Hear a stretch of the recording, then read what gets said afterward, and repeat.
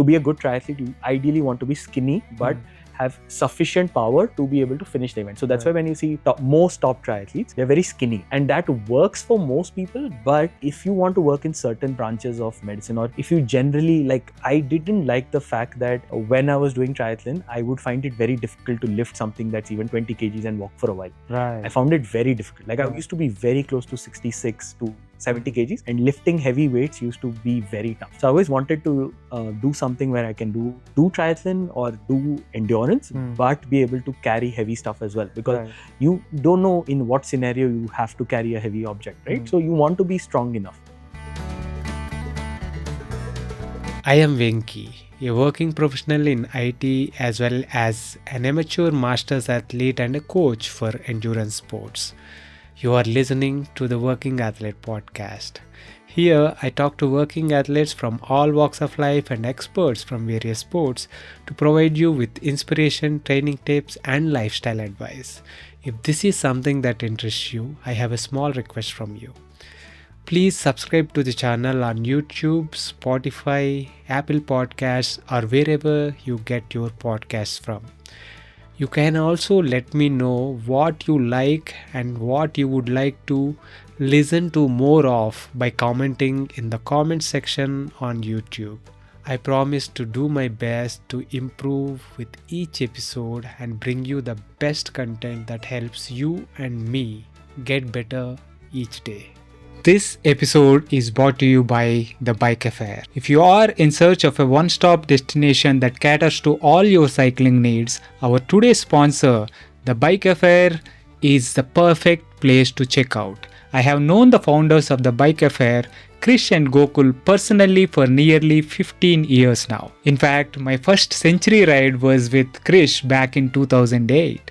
They are both exceptional human beings and entrepreneurs that believe in providing exceptional service to their customers. And it shows.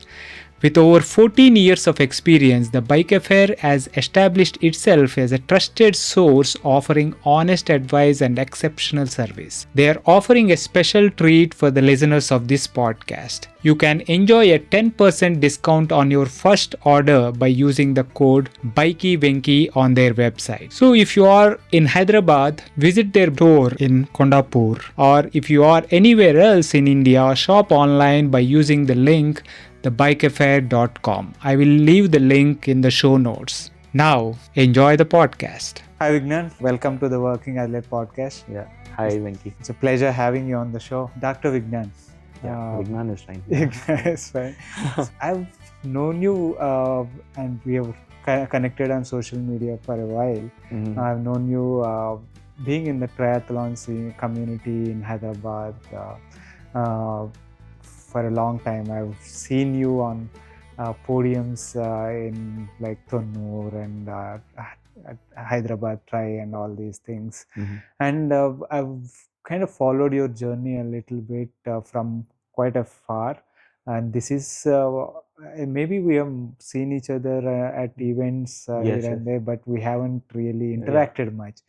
And since I was in Hyderabad, I thought it's a nice chance for me to get to meet you, get to know a little bit more about your journey, and that's why we are here.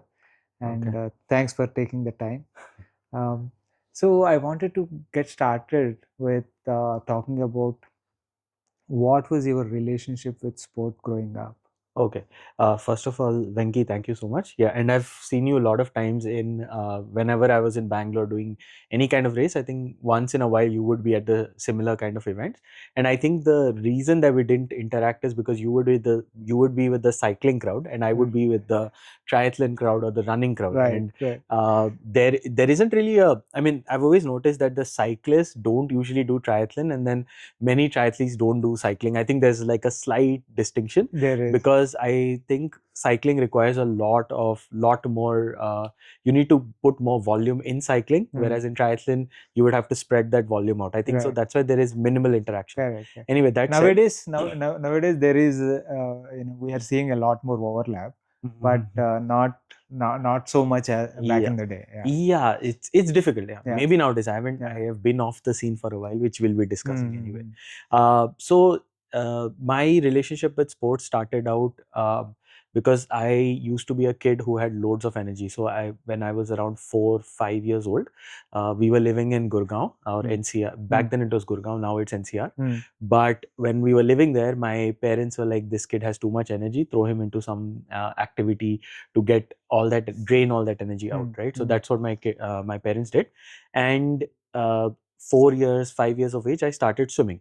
Right? So that was my first sport, and I learned how to swim. And that's what I always tell people, like, if you have kids, teach them to swim at a very young age, because we see all the athletes suffering when they're older. They're not able to swim well. They're scared of the water. They're scared of putting their head under the water, and all these problems I noticed. Right. So I started swimming when I was 4 or 5. I probably did my first race when I was 6 or 7, something like that. Like it wasn't a small race, but it was in one of the biggest stadiums in India called Talkatora Stadium, which is in Delhi. And that was my first experience of racing. And then after that, as I grew up, we traveled. Dad was posted in Singapore. Dad had a job in Singapore, and then I did my real racing. I learned how to race in Singapore mostly. So I was in doing a lot of nationals, doing a lot of national events, doing a lot of school events, inter-school events, things like that. So swimming was really good. I think my personal best that time for swimming when I was a kid was 27 seconds for 50 meters. Wow. Freestyle. Yeah. So that was how I got into it. And in Singapore, it's a very big thing it's a very common thing to run. Because you have to do national service and everybody runs. It's part of our curriculum. So we have a section like in physical education. We actually go to the running track and we practice running. So I loved it. One of my junior colleges, in fact, like where I studied 11th and 12th, what we call here, my junior college there, we had a track inside our college itself. So we had a proper 8-lane track inside. So that was amazing. And we had sports is like the infrastructure is really well built there. So sports is part of the curriculum in Singapore because everybody has to be ready for joining army. Like when you do national service when you're 18.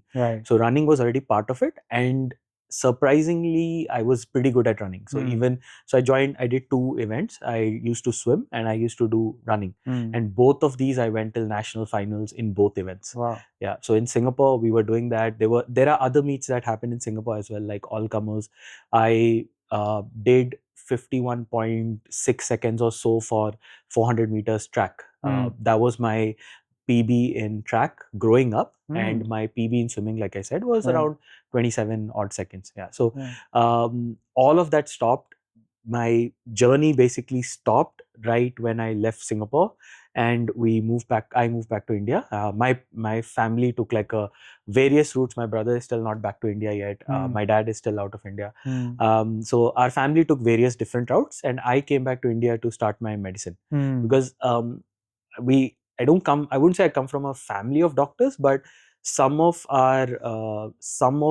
the people in my dad's side are doctors, and they suggested that India would be a good pit stop before you explore further. Right. So came back to India, learnt an insane amount of stuff. So I left India when I was very young, probably 7, and I barely got to experience Indian culture. Right. When I came back, I don't know if I can say this on the podcast, but when I came back, I barely knew Hindi. I still barely know Telugu.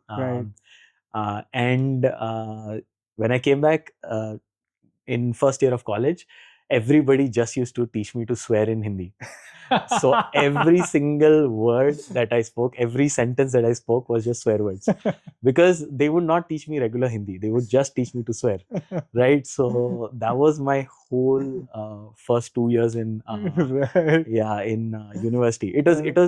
I mean, Indian education is very, very interesting. Anywhere you go, it's very interesting. I think engineering is also very interesting in India. I do not think any other countries education system can be as interesting. Hmm. I wouldn't say it's very good, Right. but it's interesting for sure. Yeah. Yeah. So that's like a brief of Hmm. what happened. There are a lot of stories inside if you do want to ask. Yeah. So first year medicine to around final year medicine, which was in 2013. Hmm. 2012 I finished medicine. Right. 2007 I started.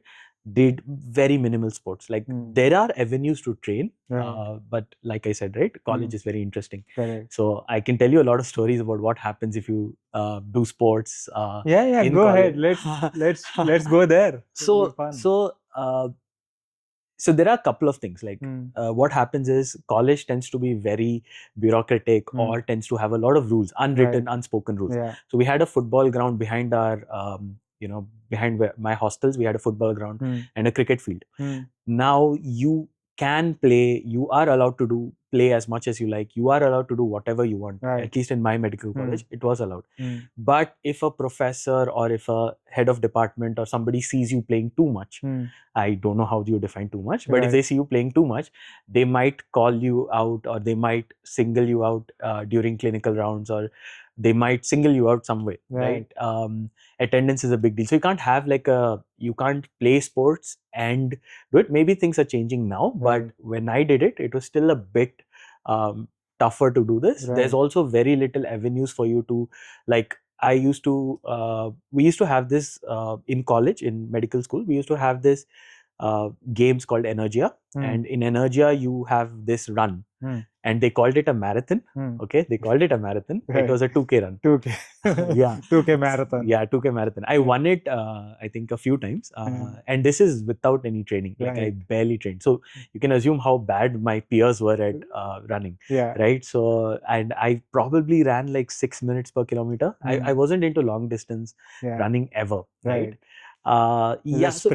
Sprinting, events, 400 meter, 800 meter, those are my forte events. So my 800 meter PB was 206 or 204 or something like that. Not as, I was way better at 400 meters because I was coached by somebody who's really good at 400 meter. He was a Southeast Asian. So Southeast Asia, Singapore comes under Southeast Asia, right? So he was a SEA Games, I believe, second place or third place, something like that. So he was a really good 400 meter, 100 meter athlete, and he trained me to become powerful. So that's where I get my power from. But obviously power goes away as you age. So now I don't have the same kind of power I used to. Anyway, so in college, it was very difficult to do sports. If you do sports, you have to, you have a lot of workload and things. You have to study, you have to clear exams and things. So it'll go like in waves. You can do it sometimes, and then you have to taper down quite a bit, right? And there was also a lot of difficulty if you are like doing too much, you're playing too much, and then a professor sees you or something. So they wouldn't encourage it all the time. So it is possible, it's not impossible. It's also the perception of the professor saying, okay, maybe this guy is not that focused on studies and stuff. Exactly. That tends to happen.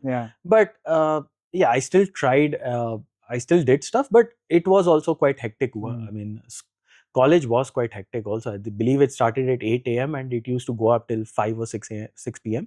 And that's a hectic day. Then after you go back at 6, it's not really like you can just go start running or work out or something. You're pretty tired, right? So, and you do have to study at least the bare minimum. Like you have to at least put 1 hour a day. And less than that is, I mean, obviously more than that is what is suggested, but minimum an hour. So you don't really get so much time, right? So, but in retrospect, if I had known there was triathlon back then, if I had known it, I literally know how to manage my time really well now.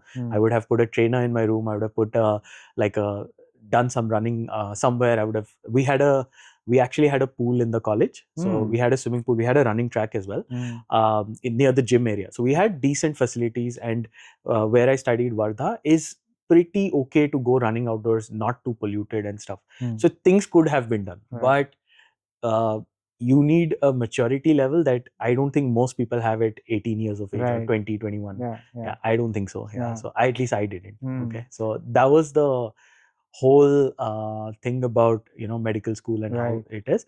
But I see nowadays there are many medical students who are doing physical activity or who are doing triathlon. They are trying to get into not only triathlon. I think triathlon is a very tough sport to do in medicine, but I think there are other kind of sports that they are getting into, and it's very encouraging to see that doctors are not choosing, like not going through the rat race thing. They are doing other things in life and stuff. At least a few of them, Yeah, a few of them. Yeah, obviously very small number, but yeah, a few of them are. Yeah. Right.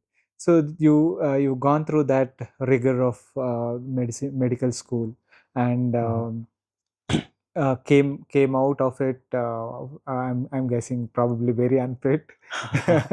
How was it? I will tell you what happened. So I believe in my final year final year I had gained weight. I was 86 kgs. And I was 86 kgs, and that's body fat. That's not like muscle, because I never used to work out. So final year was particularly bad because all we did was sleep really late. Like we used to study till about 4 a.m. and then the exam would be at 8 a.m. So we would just sleep for like 3 hours or 2.5 hours or something.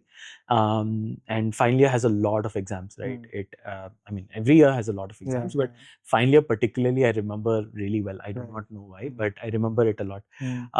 And we finished, I would sleep at like 4 a.m. and in order to stay awake the whole night, right, till 4 a.m., you're definitely having a lot of tea, you're having a lot of snacks, you're going out and getting, like you're going out because sometimes the college mess would close. So you're going out and getting tea, and tea, if you know, in North Indian states are always going to, or even Maharashtra is always going to be very sweet, right? Not like some places here are not so sweet. So it's full of sugar, and my peers, my colleagues, I didn't smoke as much back then.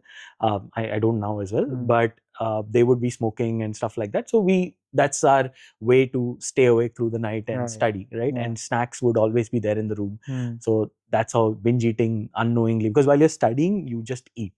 You have to study a lot. Like it's not like our textbooks are like huge. Some of our textbooks are huge, and you can't just read one textbook. You have to read like 3-4 textbooks for the same subject, right? So it used to be a lot. Thankfully, I cleared it pretty well. I believe I had done like 68% or something, pretty well. I'm pretty happy with that. And I had gained 86. I had reached 86 kgs. And for the context, what was the weight before? No, I don't remember the weight during college. What now? And now it is, I believe I'm 77 right now. But I'll tell you, when I was triathlons, like there are weight fluctuations quite a bit. I think that's a huge thing. But anyway, so before, when I entered medical school, I was 67. When I joined, I was 67. I believe when I was racing more actively in Singapore, I was around 63. When I reached 86, then I started going, so then internship starts, right? After you pass final year, internship starts. And internship is in a hospital, right? So, I mean, it's a hospital attached to the college, but it's a hospital, right? So we had lifts, but I made it a point to not use the lift at all. So I would run up and down with the samples. I remember once we had a pediatric NICU case. Basically, our gynae ward used to be on the floor above us, and the NICU, the neonatal ICU, used to be the floor below us, right? So I think second floor and first floor. And there was a baby who was born gray color all over because some respiratory complications and all that. So me and the resident ran with the baby down, because that's how it was. I mean, that's how rural hospitals are. Village hospitals are like that. They don't have, like, Hyderabad is a dream for doctors. It's very nice, but that's how hospitals are. So you have to have that fitness level to be able to run. So from 86 I came down to 64 in my internship. Like not even all the way through. I came down pretty quickly, like 4 months I believe, because 23 kilos. I guess something like that. 60, I think maybe it was 68, I think. Something between 66 and 68. About 20 kilos of. So there were a lot of changes I did. I'll tell you, like, changes bit by bit. I bought my first road bike there in Yodha, which was, I don't think it'd be considered a road bike with what I know about road bikes now.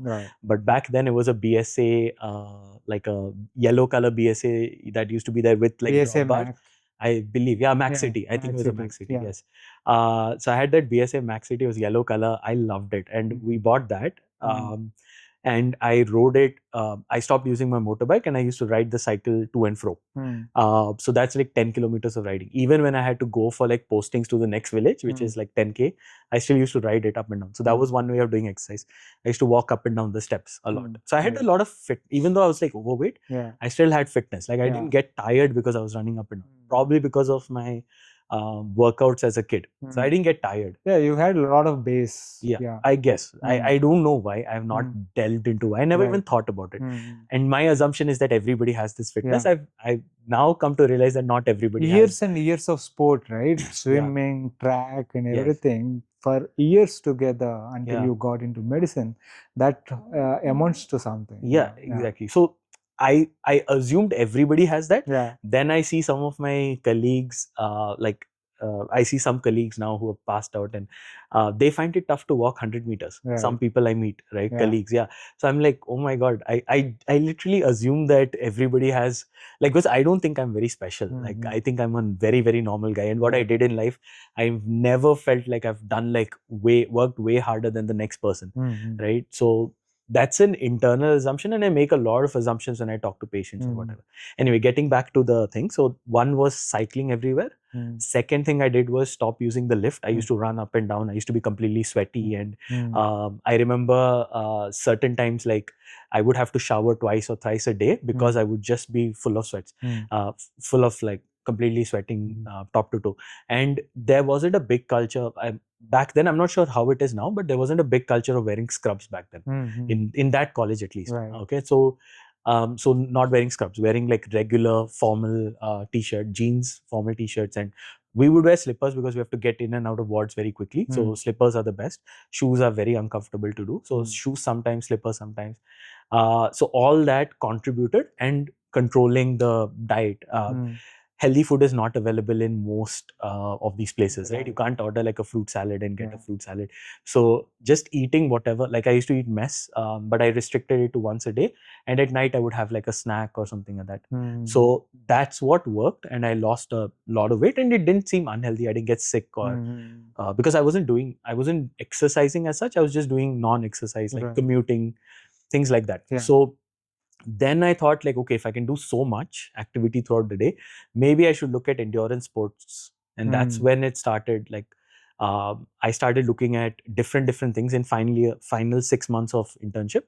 And I thought, I made like a bucket list, like, because I realized how unfit I'd become through medical school because of all the other stuff, like drinking, the little bit of smoking that I used to do, and all that stuff. And I realized that, okay, I got to make a bucket list. And I said, I'm going to do an ultra marathon. I'm going to do a triathlon, any triathlon, and I'm going to lose some weight. So I did the weight loss thing. The first two, I said, once in my life, I'm going to do it. And the most interesting thing was, I said once in my life, and I ended up doing them in the first year. Right.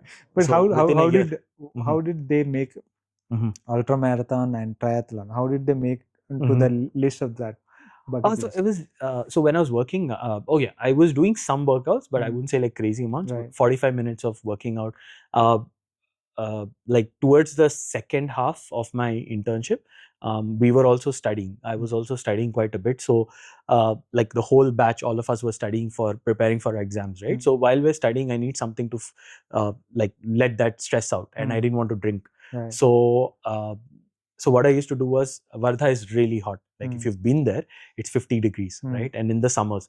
So where I was staying, behind it, we had like a farmland with like some broken road or something like that. So I used to just do like loops. I love running loops. That's why, like, I don't know why, I love the monotony of running loops. I know many people hate it, but I just love it. Yeah, I don't like it as well. I don't know why, but I love it. Like I can be on a trainer for 8 hours, but if you send me outside to ride or something, I may not necessarily enjoy the outdoor ride. I can enjoy sticking in one place for a long time, because that's basically what I do. When I'm studying, I'm just like sitting in place and I'm studying, right? So I actually enjoy that. Like I'll have a movie on, or I'll have a podcast on or something. And I find that more enjoyable than this. So anyway, running in loops, sometimes with music, sometimes without music, and or music would be playing out of my phone. Phone is in the pocket, and I'd run, and maybe an hour or 45 minutes to an hour. That was the one activity I did. And when I couldn't do that, let's say I wanted to vary it out. So I would do like indoor on-spot workouts. And what I used to follow back then was P90X, and I used to follow this workout called, I think, beach body abs or something like that. I forgot the exact name. So it used to be an indoor home workout sort of thing. And that got me thinking, if I'm able to survive this for like 1.5 hours, I'm able to work out for the duration of a movie, I should be able to, and I wasn't tired at the end of it. I was just like feeling okay. So I thought like I should look at endurance activities. Then I started just, whatever people do, right? They just go down a rabbit hole and they find out all the different fitness activities that are there. So triathlon was one that caught my mind. The reason triathlon caught my mind was because I knew how to swim and I like to run. And I was cycling because I was commuting. So all three things fit in. Right. And short distance doesn't really matter to me because I've done short distance whole of my life. So it has to be something that's different, that's challenging, or not that short distance is not challenging. It's just that it's a different kind of. I wanted something different. That was one. Ultra marathon was because I was already running. I was already able to run like 10K, 15K, pretty easy. So I was like 42.2. I think I can do it. So I wasn't like that thrilled about it. In fact, I don't think I've run a single marathon. I've done an ultra, but I've never done a marathon till date. That's interesting. I don't think I've done a marathon. I've done a couple of half marathons. I have done a lot of like in training for ultras, I've done a lot of 30, 35, 38, 40K even, I believe, but I've never done a marathon. What is the longest you have done? Longest is 100K. So I've done in Bangalore 2013, I did the Bangalore Ultra 100K. Whoa! So the first year. From having it on the bucket list and thinking once in a life I need to do this. To on the very first year, doing 100K and getting. It wasn't a very smart thing to do, but it was purely unintentional. And I not for the lack of trying, I tried to reach out to a lot of people to coach. I wanted an Indian coach. I tried to reach out to a lot of people, and that's where I realized in 2013 there are no coaches in India. There were no coaches back then. If you remember how it was back then, definitely there was like very little guidance. And whatever guidance we took on whatever research we did was on Google, trying to make sense of some standard blog posts or standard plans that were there, like coach to 5K, coach to marathon kind of posts and stuff like that. Even that, if you remember, in 2013 was very little compared to what it is now. The access that we had is like the net speeds were not the same. Google was not as effective as it is now, and all that. And there were fewer coaches across the world. I'm not like it's not like there were a huge number of coaches across the world. The sport itself was big, but not as blown up as it is now. Exactly. Any sport. So the growth has in the last decade or 15 couple of decades has been huge, phenomenal. India, I believe, has been one of the biggest. I think we've got, I think now we have almost every major endurance sport coming to India now, and that was not the case back then. So a lot of the stuff I did may not have been correct, but I had nobody to guide me. I did try, and it's not for the lack of trying. I did try to reach out to people, and probably people felt like I don't know why nobody would respond. But this is 2013. I don't know why people didn't respond.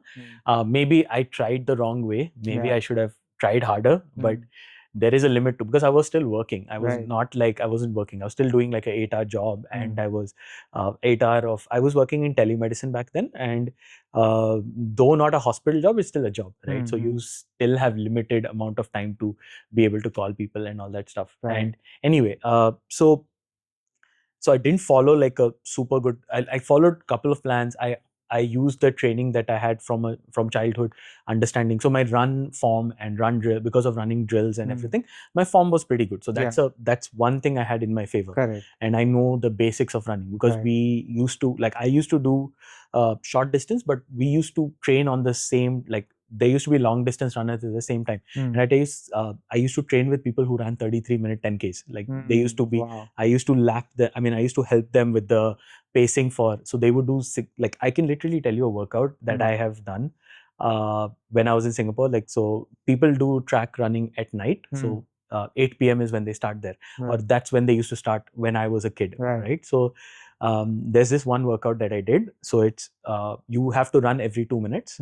So 2 minutes you got to run 400 meters, but your time has to be between 61 to 63 seconds per 400. And I Wow. ran. They did 10 of those, and I used to have to pace them for like the first 3 or 5. Right. Because I don't have as much endurance. They To have continue. to continue. Yeah. I can beat them on speed. Like Yeah. I could do a 57, 56, Right. but I can't do it so many, and I can't do it in such a short break. Correct. I mean, at least back then I Interval, could. yeah. Even now I don't think I can. But Yeah. 61 is insane. I can't even. If I get 61 again in my life, I'll be like, my God, that Yeah. would be amazing. But yeah, so I've seen how they train, Right. right? So I know the basics of it, but also they only train for like 5K, 10K, or Right. 3Ks, stuff like that. Right. So anyway,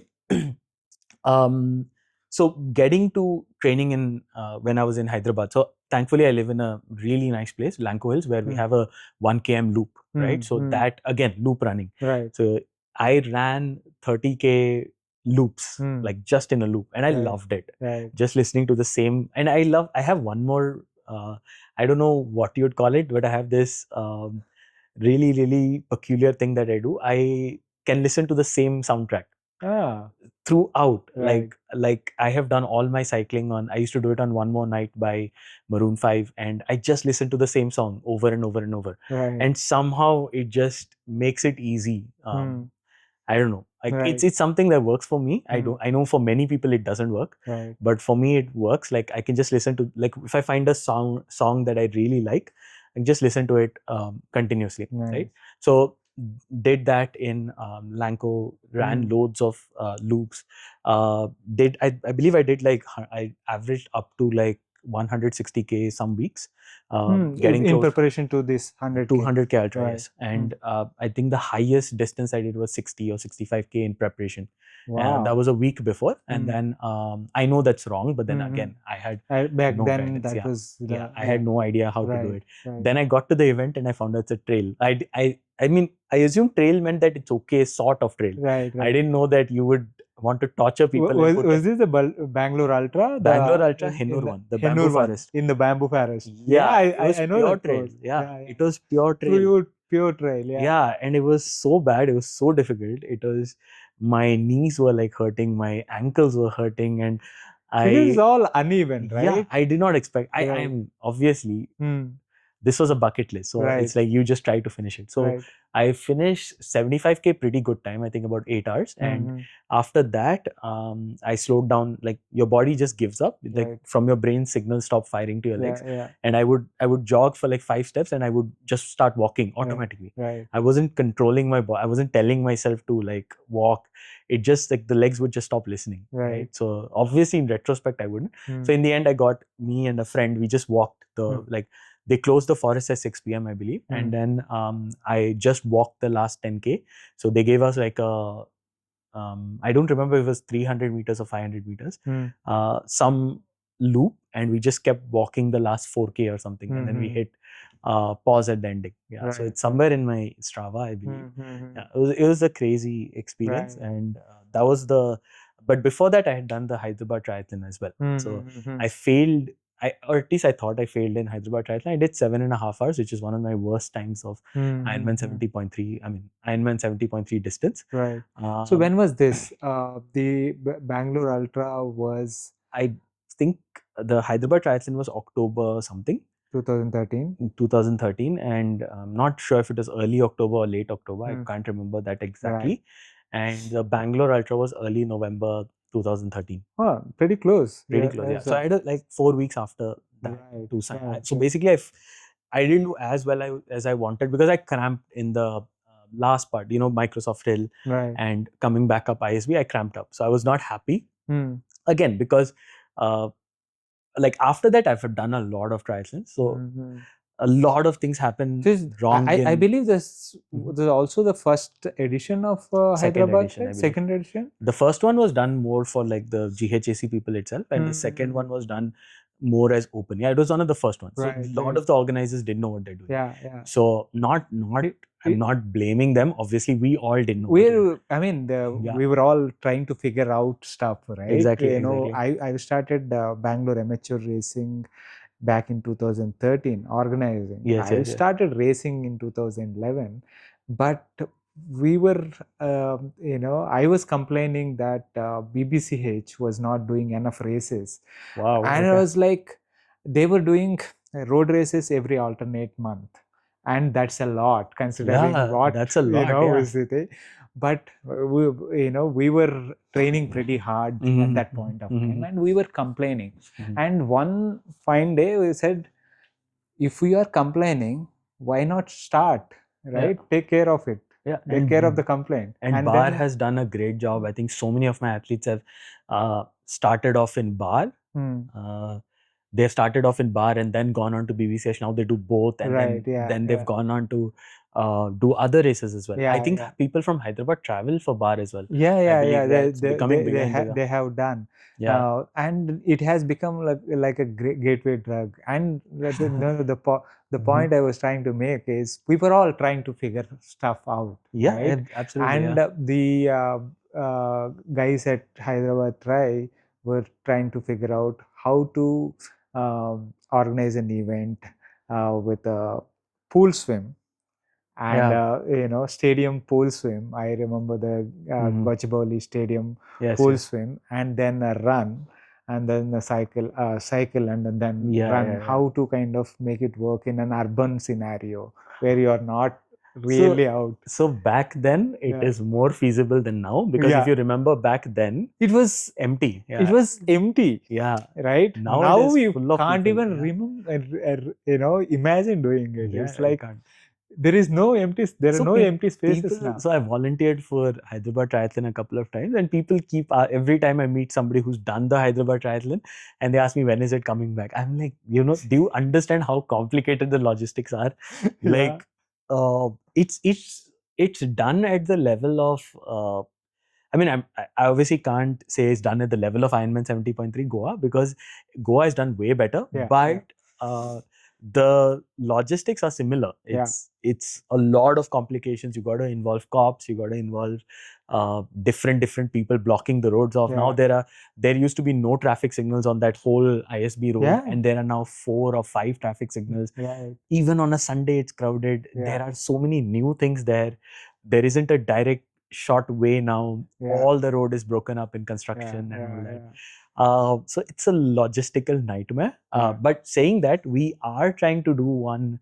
I want to do an event like something like Bangalore amateur racing. I do want to do an event, triathlon, because I think cycling, running, there's more than enough stuff happening. I do want to do a triathlon because one of my friends wants to. He has a race in July somewhere else, but then he's not able to make that. So he wants to do a triathlon locally in Hyderabad. And we have done things like this in the past, and I just want to do an open one. Like you can just come in, don't expect like fancy support. I'm going to give you SAG, and it's going to be more like a training thing, and you can train up for your whatever your future event is. So like a mini one on a relatively, I believe Shankarpalli Road is still relatively safe.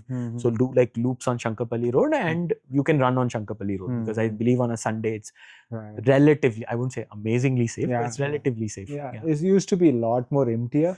I've ridden on this trip as well a couple of times. A lot more junctions and those barricade kind of things and stuff.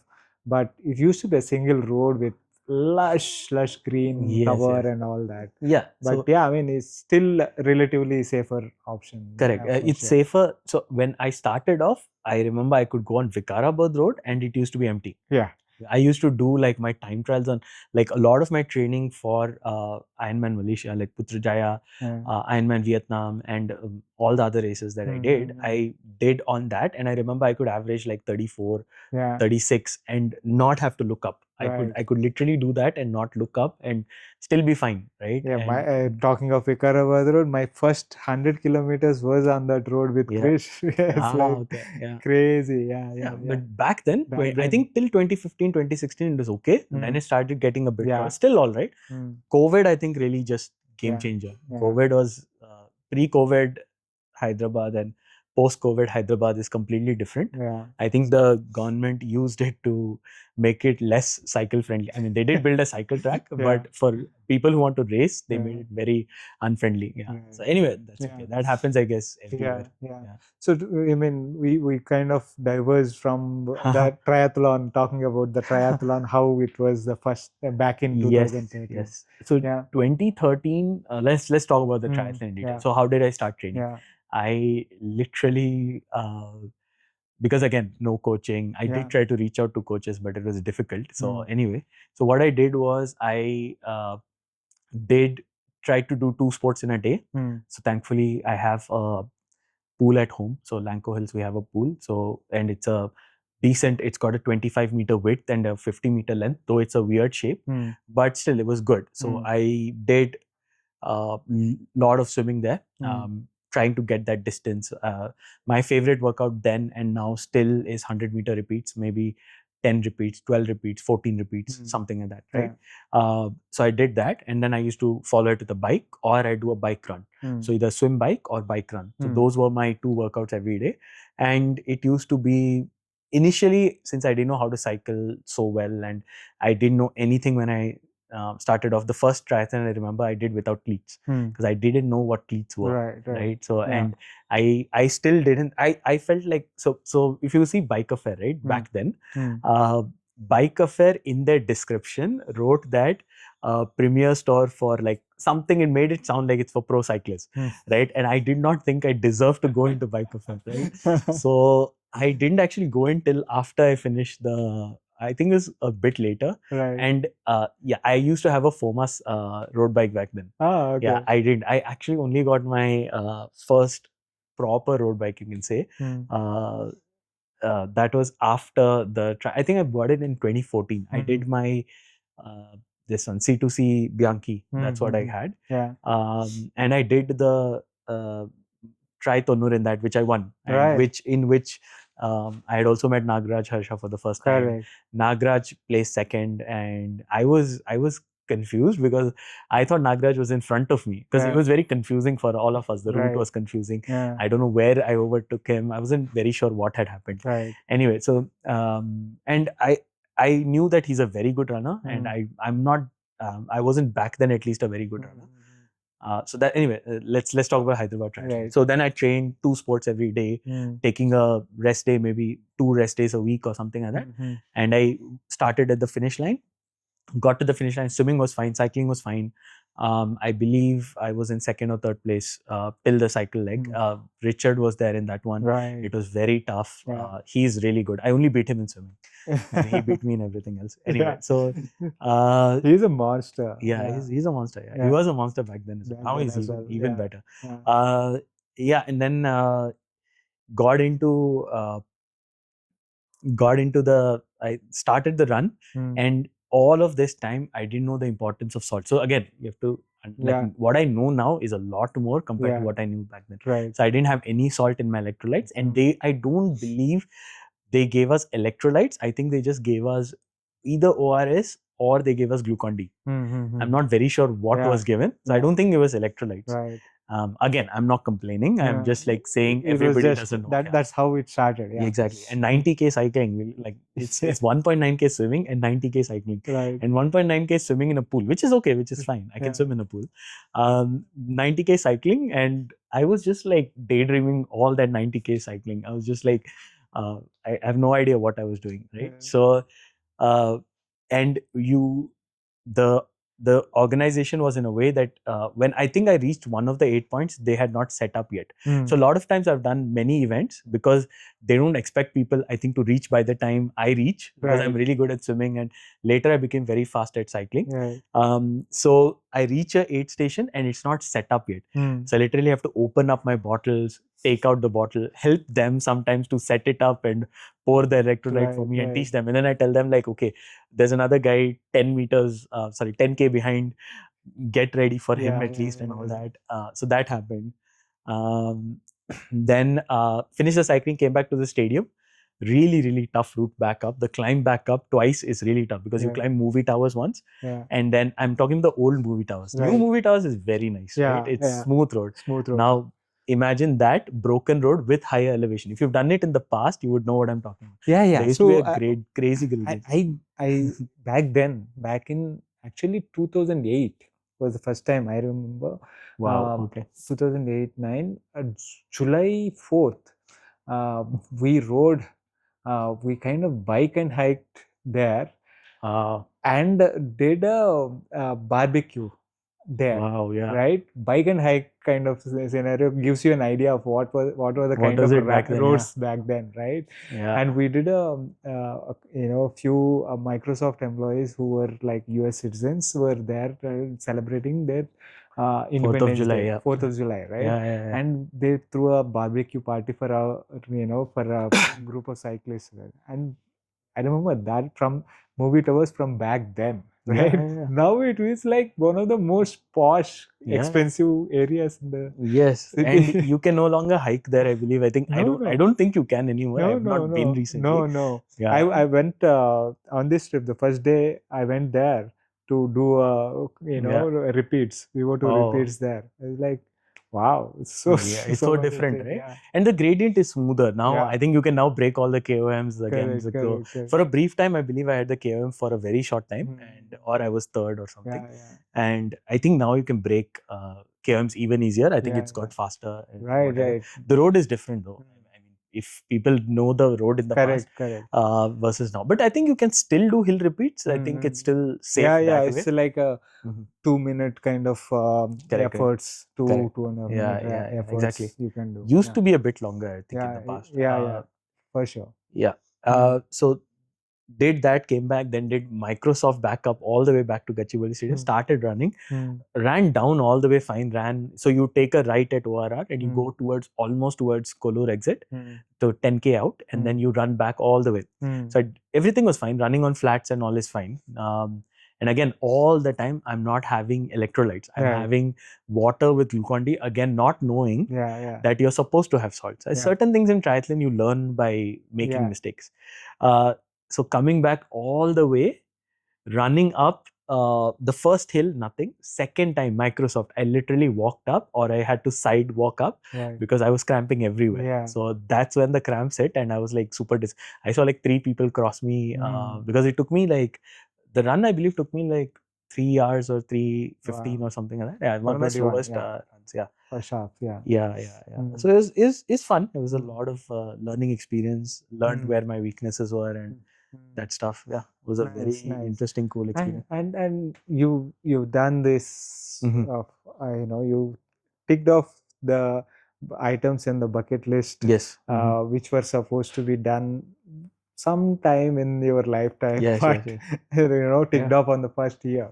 And then I'm guessing that the tri bug kind of hit you. Yes, it did. Caught you. And sorry, continue. No. So you kept doing these events like Tri Tannur and stuff like that. Yeah. How did it progress? So it was very, I mean, you could say it's complicated, or you could say it's very simple. I kind of went with the flow. There were a couple of things also in, after medicine, I also realized that I did not do enough for myself. I did not be myself enough. I was doing what people were telling me to do rather than doing stuff that I wanted to do. So there's like, you have your inner monologue or inner voice that tells you to do something. And you sometimes for, because of peer pressure or something, you shut it down.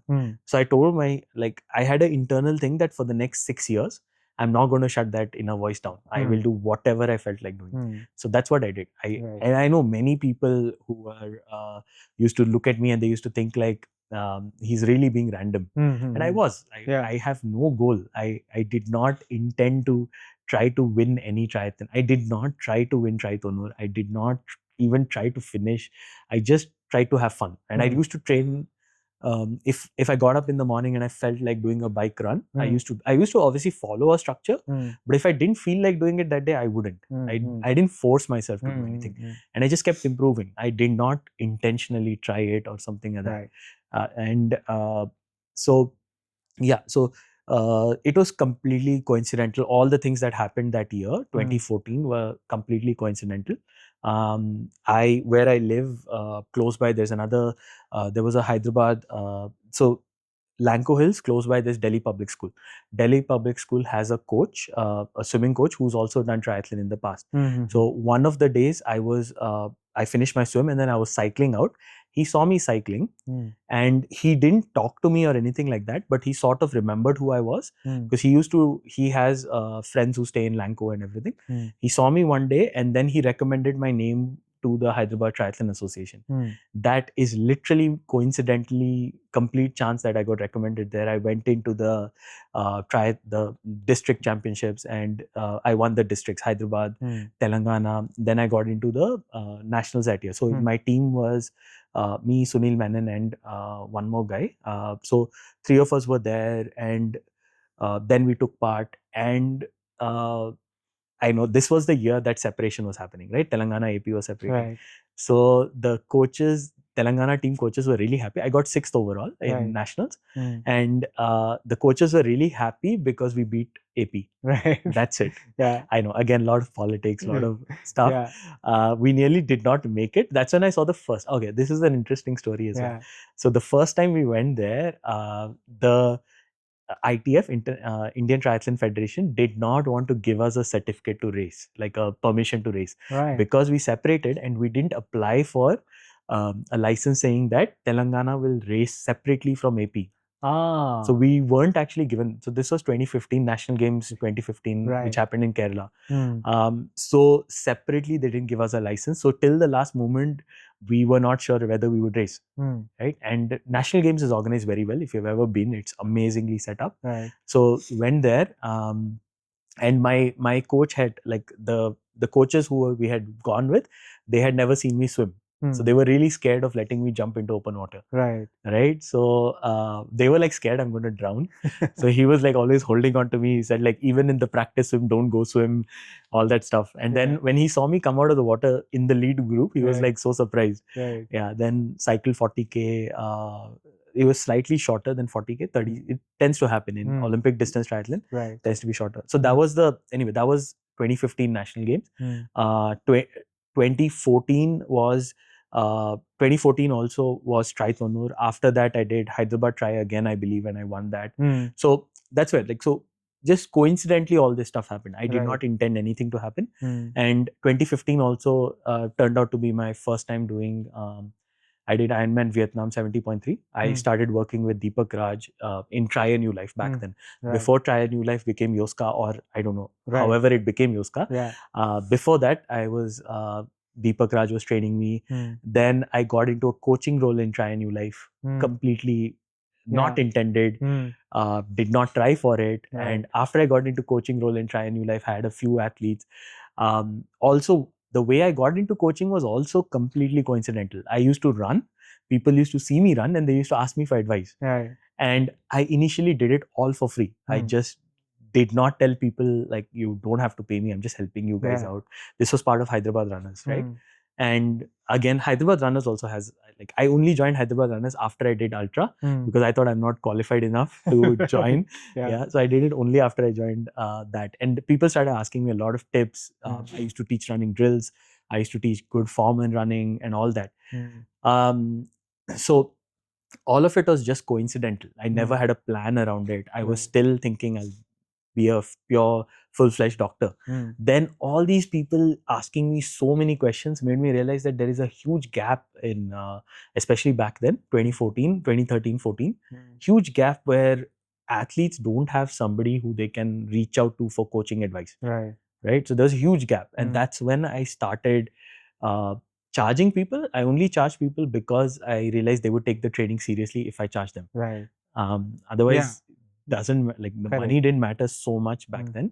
And I charged a nominal, I believe it was 1,000 or 2,000 or something like that, right? So for a month of coaching, including in-person coaching, right? So I mean, because we just had all our runs together, so I just used to help them before and after, teach all the warm-ups, teach all the cool downs and everything, the way that I was taught as a kid. So I taught them exactly that. Then obviously I evolved. So 2014 coaching happened. 2015 lot of triathlons happened. Getting into lot of the organizing side of triathlon, volunteering side of triathlon, looking at how triathlons developed over time. So I've seen, like, so many triathlons set up being done, so many triathlons being organized, so many triathlons problems reaching a aid station before time, talking to the volunteers. So volunteers tend to get bored after a while, right? Because they've been sitting in the sun for like an hour. Yeah. So I used to actually cheer the volunteers, like they're supposed to be. I used to cheer them because I am just having fun. Right. I never took sport too seriously. Right. I mean, I was serious in some races, but like if you've trained hard enough, you know what you're going to achieve more or less around the time you're going to get. So you can just have fun on race day. Right. So it used to be like that. It's just and a party afterwards. Then 2015 Goa National Games. 2015 Vietnam. Then National Games Kerala, which was end of year ending. After that, then I focused more on Olympic distance triathlon, getting faster and faster and faster. And that's where my that's when I got the FTP. I trained without FTP till then. Then I started working with FTP. Then I started working with heart rate more seriously. Started really improving my time. I think I did Goa Tri. I finished in 206 or something like that. So I remember the splits. I think I did a 26-minute swim, 1.5K. This is Goa Triathlon, not Ironman. This is Goa Triathlon, and before the Ironman came into the picture. Yes. And it was Olympic distance. Olympic distance. We used to be the biggest distance. Pablo Herat used to be the guy who used to win. The Nationals guys, the Manipur guys used to win. Right. So I was 4th place. Try Goa, someone used to. Yeah. Triathlon Goa or something like that. I'm not remembering the exact name. Yeah. We could probably find out. So I had set a goal. So I ran 406 off the bike in that after a relatively fast bike. I think a 1 hour 6 minute bike and a 406 pace run, 4 minutes 6 second run. Wow. I don't have that pace now, but I trained specifically for that and pushed myself hard to get that. And that was Olympic distance triathlon, and then did Olympic distance for a while, and then it's always difficult. It's always difficult to do triathlon because if you have to improve, you have to spend more time. If you spend more time, then your finances suffer, and it's always a balance. And I don't think anybody in India has actually solved this problem. So people who are financially fine, their training suffers, and if they are training really well, then their finances suffer. Something like that. It's always a balancing game. So anyway, that's fine. I was okay at that. Then I did, I think 2018, I did my fastest 70.3, which was Desaru. I did I think I did 5 hours 6 minutes, but some timing issues and it showed 5:10 on the clock. So 5:06 has been my fastest 70.3. Then I've done, that's been my fastest. That was not Desaru was a triathlon 113. So I made it a point to try different type of triathlon races because again, I was trying to explore and understand what's happening in triathlon scene. Right. Then 2019, I was getting ready so I started working in MFine back then, and MFine used to move us into we used to work in hospitals as well. So we used to work as DMOs, duty medical officers in hospitals as well. I used to do a lot of other projects for MFine. We started a lot of things. I learned the administrative side of work, right? Which helped me a lot in triathlon later actually, or in exercise or workouts, I would say, because I got a lot more understanding about administrative side, which I didn't have in the past. Anyway, so I was prepping for a race in 2019. And a lot of events started getting cancelled. If you remember that time, 2019 ending to 2020, started getting cancelled. I was about to do my first race of 2020. 2019 Goa finished. I helped people in 2019 Ironman Goa. Then it started cancelling. And 2020 is where I literally couldn't do triathlon for 2 years. And I didn't have that motivation because getting back into hospitals so much, I didn't really have that motivation to go out and spend 2 hours, 2.5 hours. I somehow lost that motivation. I'm not saying I don't have it. I know I can mentally push myself, but it's not the same as it used to be when I was... when there were events and they were getting out. I would say that. And also I think my personality changed somehow. Seeing I don't know, I saw a lot of things in COVID. I can't tell you that it was one thing, but we worked a lot in I know, COVID. Man. Doctors during that period. I mean, a lot of people went through so much stuff, but doctors during that time, we tend to forget how it was back then. Yeah. We tend to forget things very Yeah. quickly. Back then, doctors were doing so much. They got overextended beyond. You guys have done so much during that period. It was, and dead bodies everywhere and so many Yeah. deaths that is like crazy. Yeah, I mean, something happened. I'm Mm. not really sure what happened, but Mm. I just couldn't. Mm. I don't know. I don't know if I'm giving an excuse to myself, but Mm. getting back to triathlon was very difficult. It was Right. not as easy as it is. I didn't stop working out, but getting back to triathlon was really difficult. Right. Death. A lot of my like juniors from college died. A couple of my not a lot. A couple of my juniors from Yeah, college yeah. died. Couple of people in our hospital system died. We know people who we saw some people suffer really badly. We saw mistreatments as well, like misuse of certain facilities and things like that. We saw a lot of things. Yeah. A lot of different things, varied things. My sleep was very affected during this time because I remember I used to sleep at like 1 and I used to have to be up.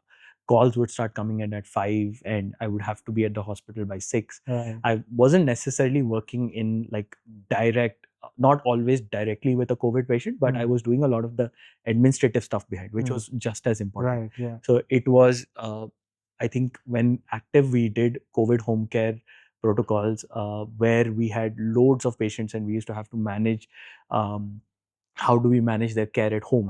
When do we know it's complicated enough to bring them to the hospital? We used to have to do a lot of that. We used to have to make sure that they're getting their regular appointments done, they're getting their nurse calls done, they're getting their physiotherapy calls done. All that administrative stuff was quite complicated. So I got into that for a year and a half, and that year was I don't know. I literally didn't cycle. I didn't go out and cycle at all. I couldn't. I mean, it wasn't safe. Also, like cops would stop you for no reason. I did run once in a while, but I stopped. My running actually improved that time because I ran more. But somehow I lost cycling, and that also changed something in me, and I don't really know what. Like I probably have to sit with a counselor and figure it out, but I have no idea. Also, it's like for most people, like I was 32 when COVID started and I was 34 when it ended. So I did not go through 33 and 34. I don't know what happened in my life. There was no 32, 33, 34. Right. So I do not know what happened. Like it's like I skipped 2 years of my life, right? Most people skip 2 years of their life. So I never had that transition. Otherwise, I would have transited better. I think, and so that kind of gave a pause to your triathlon journey. Yeah, I paused for a while. Then COVID lockdown lifted, like gradually. It lifted in waves, right? Phases, right? So as stuff started getting back to normal, couple of my older athletes, like people who have been coaching with me before COVID, they reached out back again, said they want to start training again. And that's when like the bug bit sort of. And that only happened in 2024, I believe. I did my triathlon with a gap of more than 5 years. I did BMF Triathlon, which is amazing. Like Sunil does an amazing job, I think. So again, I know people complain a lot about everything, but I am very forgiving because I've done triathlons in many countries. And to say that India does a bad job versus other countries is wrong, because I've had near-death experiences in every country. Like I've had near-death in Thailand, I've had near-death in Vietnam. I had one athlete whose bike actually flipped in Ironman Vietnam. Wow. His bike actually flipped. He had road rash all over his arm. I mean, if it can happen in Ironman in other countries, you should forgive India. At least give them a bit of a leeway. So anyway, I was happy with it. I enjoyed it. I think it's very nice to have these kind of local events where local people are doing it, and it's more about the community. You get to have a laugh afterwards and all that. So I did BMF Tri 2024. I think I got second or third. I don't remember. Again, minimal training. Like my cycling is nowhere it was in the past. Right. I suffer to ride at 27 kph right now. I really suffer. Like running is not so bad, but I really suffer in cycling. Right. Then I did BMF cross country triathlon end of the year, 2024 December last year, and we actually sponsored it. So like I sponsored it. I gave the medals. I gave the I gave the medals and I gave the t-shirts, right? So I wanted to just, because I love the event so much, Right. I wanted to give back. So we did those two things. It was fun, and that's how I got back. And now I realize I'm enjoying just having fun in triathlon. I don't want to, because training seriously means I really have to go back and think about how to plan my whole day and figure out logistics with the clinic, with patients. It's pretty difficult. Yeah, so I'm just having fun right now. Right. I'll see if I can sort out stuff after 4 years and I still feel I want to do triathlon seriously. I might do Olympic distance triathlon more seriously. But 70.3 is really tough to train for. You need like, to do well, you need 14 to 16 hours a week of training. And I don't know how I would manage the time. Like, Right. But you kind of got into, although triathlon took a little bit of backseat, but you also got into like other stuff like fitness racing, which seems to be picking up quite a bit with formats like Hyrox and stuff. Let's talk a little bit about it. I remember seeing you on a podium for a race on Yodha race or something. What is that format? I'll tell you all about it. So hybrid racing is something that I have wanted to talk about, or I wanted to do for a long time. I believe my first stint in hybrid racing happened when I did Devil Circuit in 2017 or something like that. Some sort of this has been there around for a while. Yeah, Devil Circuit has been around for a while, and I'll explain whole like how Yodha race, Devil Circuit, and Hyrox are connected, sort of, right? I'll explain all of that. So Devil Circuit I did for the first time in 2017 when they came to, they started organizing across the country, and they came to Hyderabad. They reached out to all the coaches, and I told my athletes to take part. We got a lot of companies to get group discounts to sign up, and when I did it, one of the years, I don't remember, it's 2017 or 2018, I actually, I think I won one of them, one of the Devil Circuit races. I won one of them, and I placed second or third in the other two cities that I took part in. So Devil Circuit has like a leaderboard. The number, you get points for finishing, like same as in cycling, right? You get points for finishing top in each race, right? So the prize, the ultimate grand prize, is a car. Right, is the Suzuki, Swift, right? So you get a Swift at the end of winning all of it. So I did 4 cities thinking that I was second or third overall in that leaderboard. But then I started doing the math, right? Traveling to all those cities and doing it and placing in the top is going to be more expensive than the car. Yeah, so or close to the price of the car, right? So it doesn't make any more sense. So anyway, so that's the only issue I believe with Devil Circuit. Otherwise, it's a really good race. So that was my first time doing that. And what's the format Devil Circuit for these hybrid races, right? Let me start with Devil Circuit. Devil Circuit is a 5K run total with 15 obstacles in between. Some of the obstacles are very easy, some of the obstacles are very tough. One of the races that I did was in Chennai, and it rained the whole night. So there was like this much water, and there's an obstacle called Everest. So you have to run up and grab something and climb up. So like what happens at the end of Ninja Warrior, if you've seen that. So it's like these are obstacles. So it's not pure strength, but it is obstacles, right? So it is difficult, right? And so that's obstacle racing. And then I want to tell you about why hybrid athletics. So when you do triathlon, you want to be a good triathlete, you ideally want to be skinny, but have sufficient power to be able to finish the event. So that's why when you see most top triathletes, they're very skinny, they're very thin, right?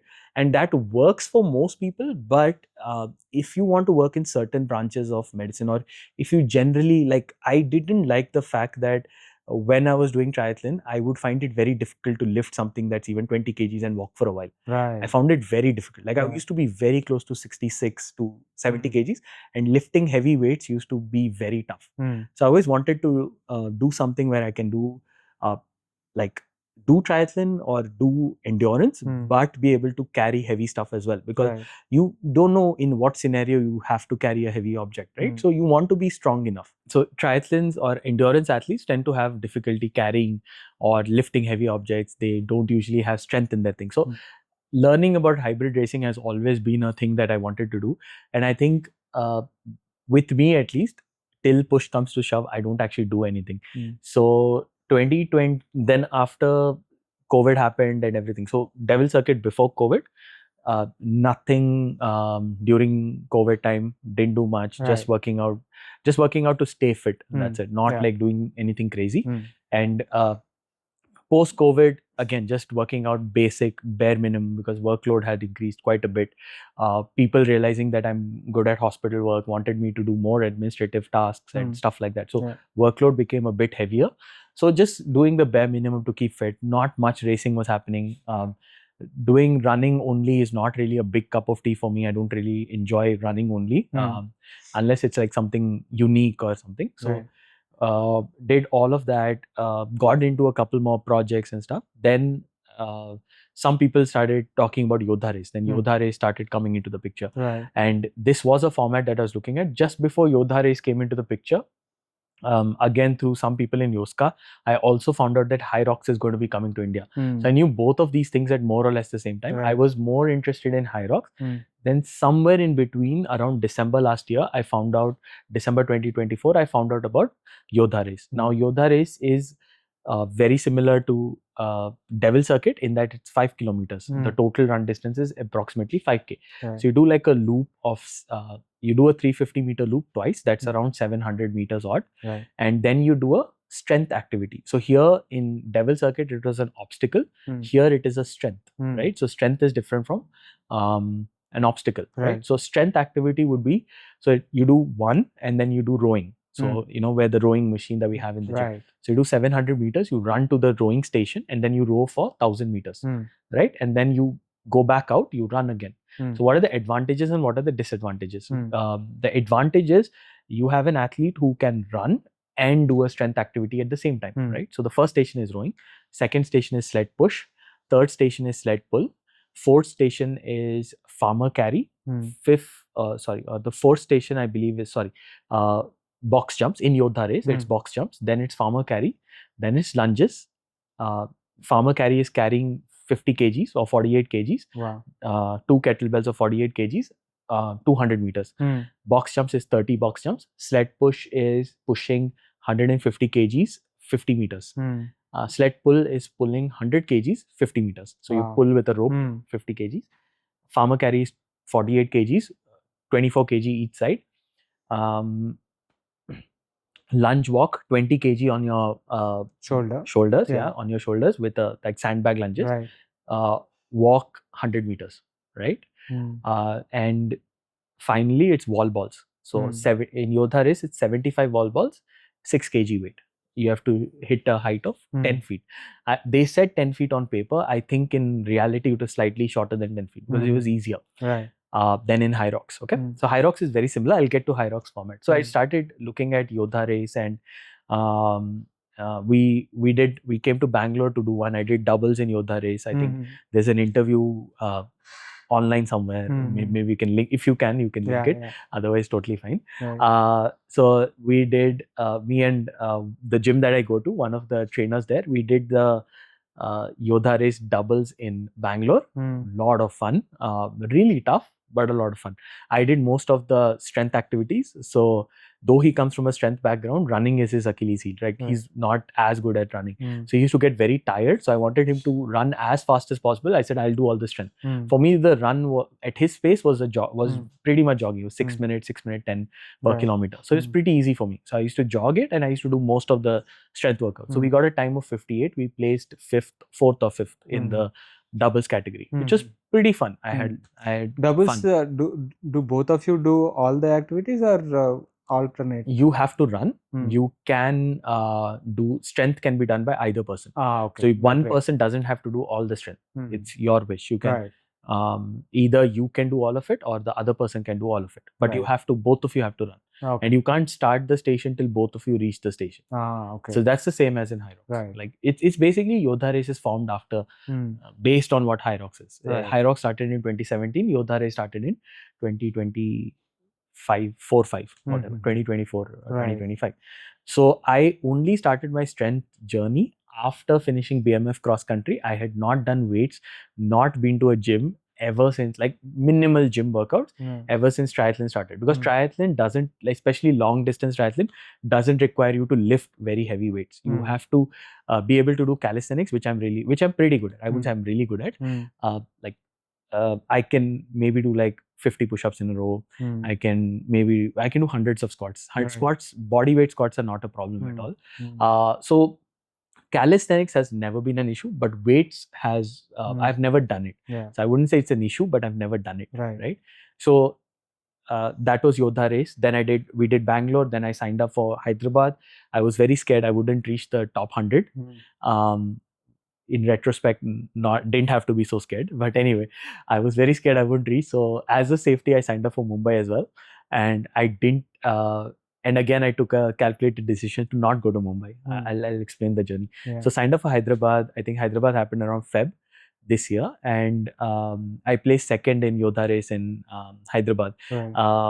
Probably due to multiple factors. I know there are many people who are faster than me. I'll explain why. But anyway, I think there are many people who are faster than me, but not all of them are from Hyderabad. So for that reason, I placed second. The person who came first was from Wales. He had traveled to India for work, or I'm not sure exactly why. Henry had traveled down and he was working out here in CrossFit Mend. And he found out about Yodha race and signed up. Right. And he was here. He literally had to fly back 3 days after the race. So he finished the race, won the race, and then he flew back. And he was way faster than me. So I did 58 minutes.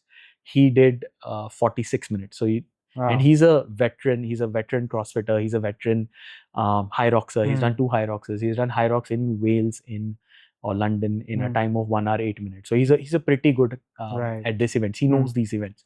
Whereas it was my first or second time. Right. So still happy with the result and had a lot of fun. Found something that I can gradually build up to. Right.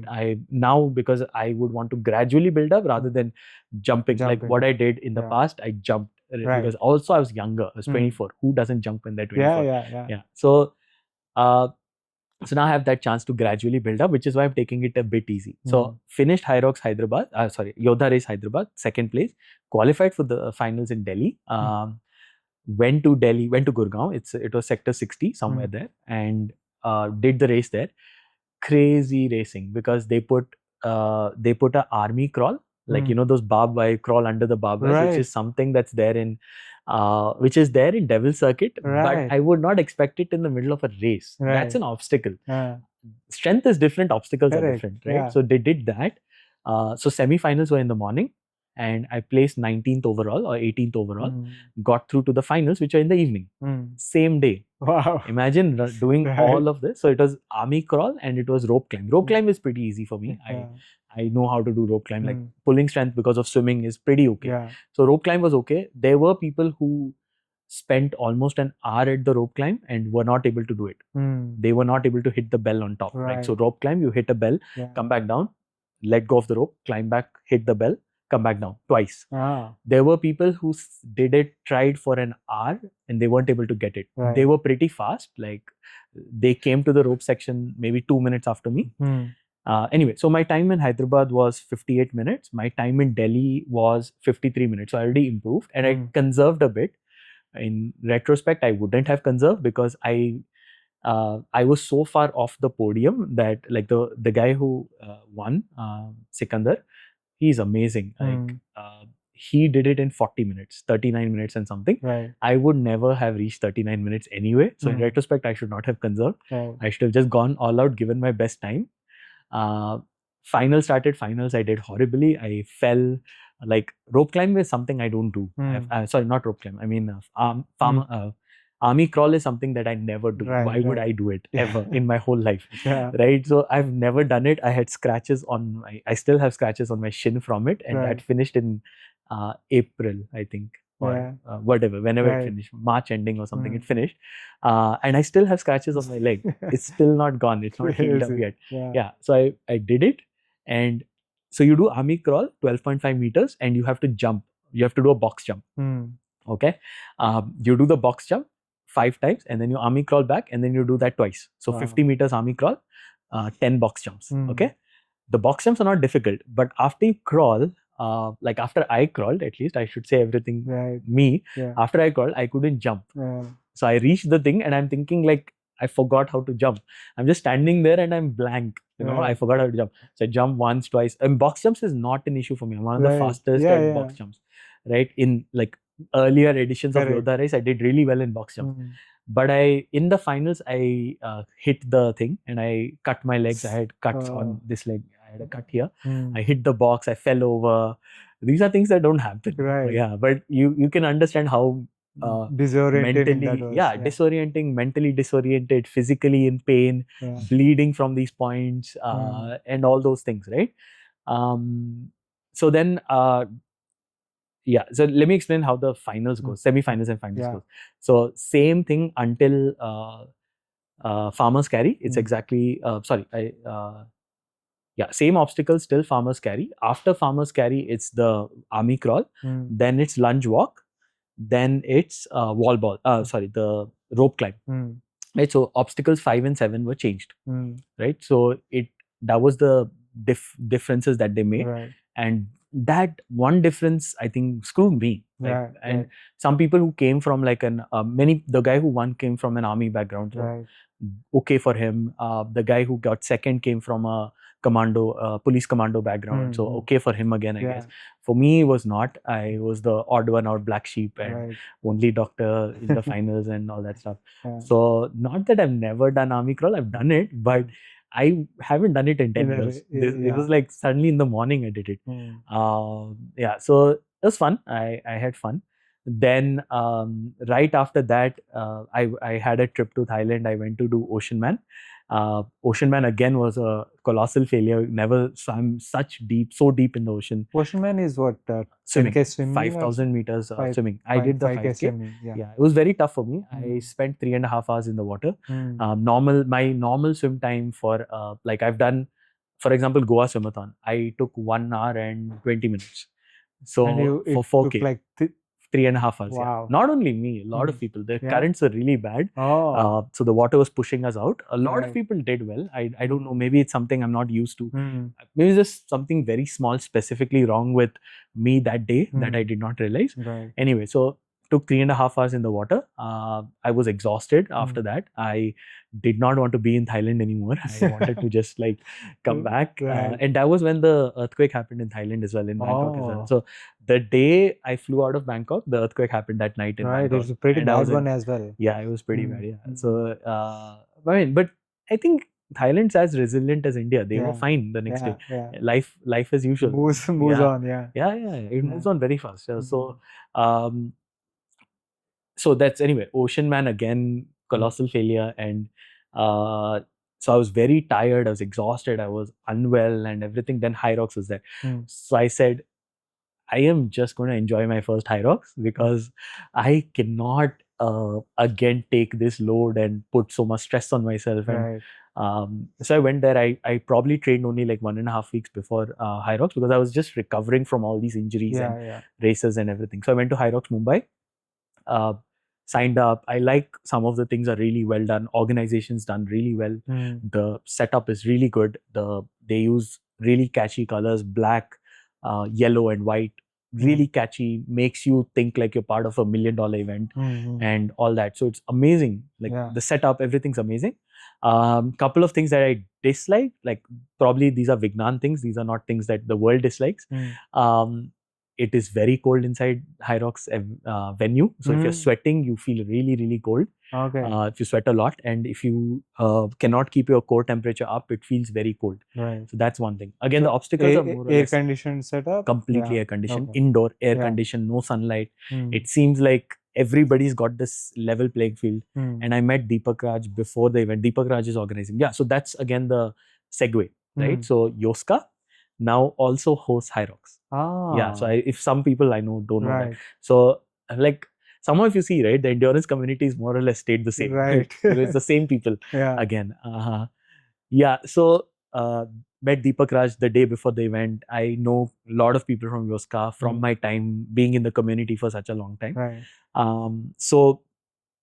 He was telling me how it's supposed to be equal for everybody. Every athlete who comes in gets the same experience, right? It's not supposed to be different just because Like Yodha race, it's Yeah. different for a person doing it at 6 a.m. and it's different for a person doing it at middle of the day. Like if you do it at 1 p.m. wave, Right. you're in the sun, Yeah. right? You're getting burned. The ropes are hot. The Right. equipment is hot, Yeah. right? Hyrox, none of that. It's Right. AC cold. It's freezing cold for me, freezing cold. Yeah. For everybody, same temperature. Mm. So yeah.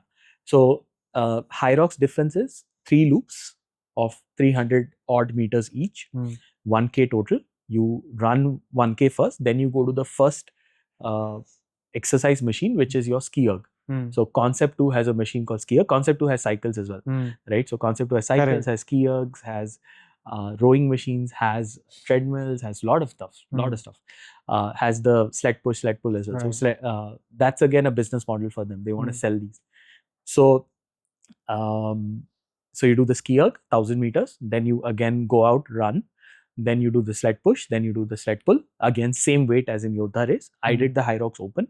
There is Hyrox Pro as well. Like, I think that's too much information here. Yeah. People can find out.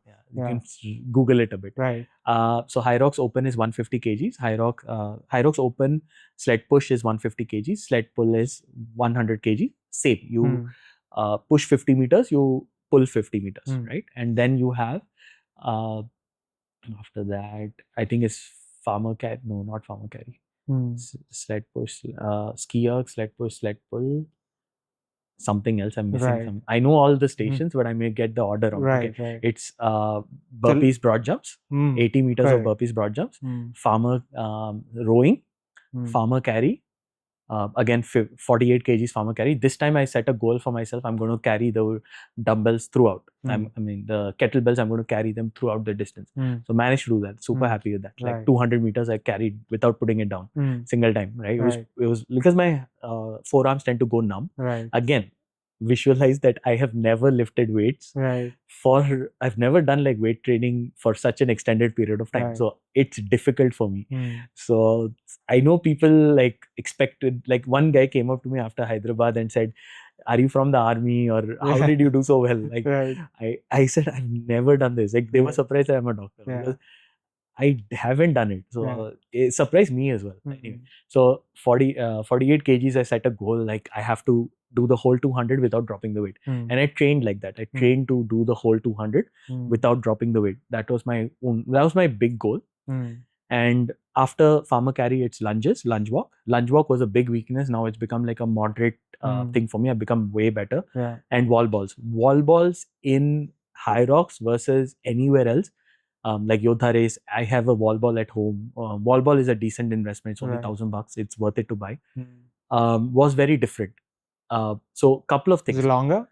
It's more reps, but also the weight felt different. The height of the thing felt different.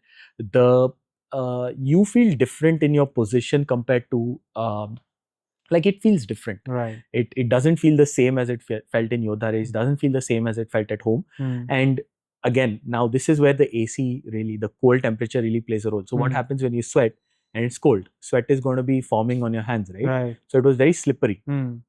That was something I did not think about because it never happened to me in Yodha Before, race. It yeah. was not slipping ever because I'm training in warmer weather, right? Yeah. So sweat's not sticking onto my palms. So I dropped the ball. I slipped, like the ball slipped out of my hand a lot of times. Now also because it's sweaty and your clothes are also sweaty, Right. like they're full of sweat, the ball's going to catch that sweat because you hold it here. Right. You don't necessarily hold it here. Yeah. It's stupid to hold it here. You should hold it here because this gives you that Yeah. good force generation, Correct. right? So you hold it here, it's catching sweat. So then it rotates a bit, catches sweat, rotates a bit, catches sweat, and it's catching sweat from everybody else as well. So hygiene wise, it's not a very hygienic sport, but Right. anyway. It catches sweat, you slip, you miss the ball. So I can usually go, I can't go unbroken yet. That would be a future goal, but I can do like maybe 30 in a row. And in Hyrox, I could only do 20. I think I did 25, 25, then 65, 25, 25. Then I did 15 after that. Then I did 15, 20, 15, 10, 15, 10. How and many reps? 100. Okay. So I did 50 at like 25, 25. And you tend to take longer breaks Right. just because of the disorientation. Yeah. It was not because I was tired. Yeah. I'm just not, I was not on fire on that day. I was not like, I'm going to go all out. I was like, I want to enjoy myself. I want to enjoy Yeah. the first one. And So what's the benefits of Hyrox versus what are all the good things I feel about Hyrox versus triathlon? Again, not saying that triathlon is bad. I think it's great sport. Right. It's an amazing sport. And Mm. I think if you can figure it out in your life to do triathlon, marathon racing and Hyrox, it's a great idea to do all three Mm. because it makes you an overall, like you can do multiple things in your life. Mm. Like always the aim of sport is supposed to be to improve your day-to-day life, Mm. right? So if you can do all three, you're going to be amazing as in general as a person, right? Mm. So if you can do that, do that. But what are the advantages? Hyrox takes less time to train. Even if you want to train really well, Mm. it takes much lesser time to train. It doesn't require as much, like you have the components broken down really easily. Mm. It's not as repetitive because in triathlon you have to do um, cycling for a long distance. You're doing the same thing for a long distance, Right. long duration. Mm. Whereas in Hyrox you can train three sports, three different movements at the same time. You can still train gym workouts at the same time. You can still do things like deadlifts. You can still do things like overhead press, bench press, and all that stuff. You can still include all of these. Mm. Whereas in triathlon, those kind of things get lesser and lesser because you have to train more sport specific. Mm. Whereas in Hyrox, you have more flexibility. Right. Then again, you have disadvantages also because it's some people get addicted to that duration. Like Mm. they want the, like if I tell you to cycle for 30 minutes, Mm. you're not going to be happy. Mm. Like if I say all the future cycling races are going to be 30 minutes long, Mm. you're not going to be happy, Right, right? You yeah. want long races. You Correct. want at least 50K, at least 60K, Yeah. 70K. Yeah. Yeah. So that again is a disadvantage. Mm. Then again, yeah. So a lot of good things, a lot of bad things. Mm. I mean, sorry. But more intense and more shorter and Yes. different Yeah. kind of muscles, and focus is more on strength and shorter fitness and stuff like that, right? For hybrid racing. Hybrid racing, yeah, I would say so. I'm still learning, I'm still exploring. I haven't found a resource where somebody teaches everything in Hyrox at a like one shot. Mm. I can train people for it. The way I've understood the sport is that, like the way I trained, I probably had one of the like at least among the people I met, I at least had one of the fastest growths in the sport, coming like going from like 58 to 53 in less than a month. Right. 5 minutes, cutting off 5 minutes of time, Yeah. 10% in a month is pretty crazy. Yeah. So and I know I can cut even more. I could have cut even more in there because I held myself back. Right. Because there were semis in the morning and finals in the evening. So I Right. held myself back a bit. Mm. I know I could have run a bit faster. Mhm. Yeah, there are, but I think the best training here is lactate threshold 10 minutes on and 2 minutes off. 5:1 ratio is what I found was, Right. at least with research also, Mm. that's what I found was good. Mm. But that being said, I'm not sure if there are a lot of technique things also that I've realized that Right. like the same exercise, Mm. burpees, can be done 4 different ways. Mm. So when you have 4 ways of doing the same exercise, you have a lot of variations, right? Right. So, and there's again a slightly complicated thing that people may not understand always is going faster is not necessarily better in Hyrox. Mm. Let's say you do burpees really fast. Right. What it means that you're bringing your heart rate really high. If you bring your heart rate really high, when you run, you're going to run slower. Mm. So your overall time, let's say you're 10 seconds faster on the Right. burpees, but you're 20 seconds slower on the run. You got to Right. pace yourself. Yeah, you have to pace yourself. And like if you go back and just like what I said was technique. Mm. I said the technique of burpees, like going for a faster technique doesn't mean it's better. Right. So it's not exactly about pacing. It's Mm. about the technique as well. Yeah. So if you use a technique that's faster, Mm. that might drain you more. So you might want to use a technique that's slower, Mm. but your heart rate doesn't go as high, and Right. you're not getting lactate, Mm. you're not accumulating lactic acid, Mm. which means that you're going to run faster. Right. So again, so much fine tuning that you know, True. Once you get into the nitty gritties, there is so It's- much to learn. it's a lot to learn. Yeah. I haven't learned it. Yeah. I'm going to be frank. I Mm. haven't learned it, and I think it's a huge journey. It's as Mm. big as triathlon. Right. Yeah, Right. probably bigger because you Mm. have more. And Because I have seen this, growing huge in US and other markets, right? yes, It started in 2017 or something like that, and now everyone is talking about Yes. Hyrox and all that. It's everywhere. Yeah. And now, of course, now it is in India as well, and Yeah. I'm sure it is going to see much more growth. You know, in a contained environment. It's a lot more gyms, and running is like a lot more accessible to people, and is not maybe as expensive as cycling and other triathlon Yeah. kind of sports. But yeah, I think it's going to see a lot more. I think in triathlon, I think the most expensive part is the cycle. Yeah, That's it. yeah. So I am training a triathlete who is doing his Ironman 70.3. I was just Right. talking about him in July first time. Mm. Yeah. So we have a deep, I mean, I almost have this discussion with every triathlete, like, do you want to buy a cycle, or do you want to buy a new cycle, or are you really sure you're going to be in the sport long enough that a cycle makes it? Because most people are buying a cycle for an event and then they're selling it off within like the next year or two. Many people are, if you've realized that, because they realize they can't cycle as much, especially Bangalore. I'm sure it's really tough to get out. You have to get out of the city so far before you can start cycling. So I want people to be very sure before they do the triathlon. I think even Deepak Raj used to say this: do the triathlon with the equipment you have now. Once you do Before it a couple of times, into, before investing into new stuff, and cycles can go crazy rates. They definitely can. Yeah, exactly. Awesome. Hyrox is cheaper, I would say, for training. I think the racing fee is more or less the same, except there are lots of types of triathlon. So I've met a lot of people who don't know that other than Ironman, there are other brands of triathlon across the world. Like there's Xterra, there is Challenge Series, there is Triathlon, there's Triathlon 113 brand. There are a lot of other brands as well. People also are not aware that you don't necessarily have to know swimming. You have events like duathlons across the world, not just India. Not just India, not just Malaysia. You have duathlons across the world. You have, if let's say you don't want to invest in a cycle, you have events like swim run as well. Otilo swim run is one very big event. So there are a lot of events. There's not like a lack of event. Obviously, again, you have to search, and you can't be spoon fed. You have to do your research and find out these kind of events. Obviously, we try as much as possible. I think you have done a great job educating people about everything that there is in cycling, all the different types of cycling there are, what are all the different types of things that people can do. And all the bike stores, all the cycling network has done that also, telling people about, okay, because if you don't want to do, let's say you don't want to do a race, but you can do a brevet, which is just as challenging. For some people, it's equally challenging, because I know some people don't even get an hour a day. They don't get an hour a day with their family commitments and stuff like that. So being able to just take out that, get out and do a 200, it's a huge achievement for many people.